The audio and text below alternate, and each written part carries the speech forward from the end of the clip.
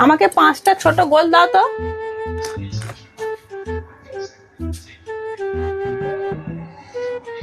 বলো কি গো, তুমি একটা মেয়ে ছেলে হয়ে গোল্ড চাইছো আমাকে দোকানে এসে?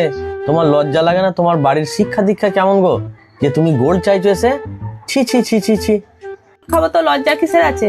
এ তো ছেলে মেয়ে সবাই খায়, আর তুমি অত জ্ঞান দিচ্ছ কেন? তুমি আমাকে তাড়াতাড়ি দাও, আমি খাই।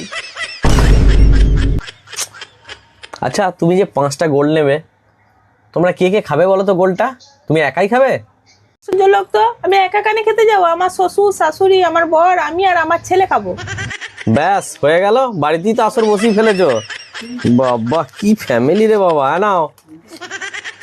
তুমি এটা কি দিচ্ছ? কেন, তুমি গোল্ড চাইলে গোল্ড দিচ্ছি। জানি তুমি আমাকে বড় বড় কথা বলছো। তুমি যে তোমার দোকানে এই যে গোল্ড রেখে দিয়েছো, আগে তুমি ভালো করে দেখো, তারপরে তো লোককে বলবে।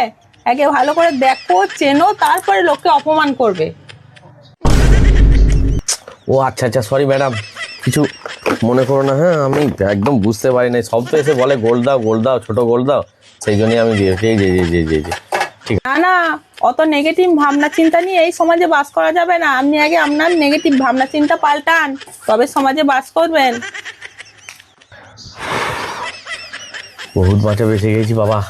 সবাই গোল্ড গোল্ড করে আমার মাথা পাগল করে দেয়, ওই জন্য আমি বলে ফেলেছি।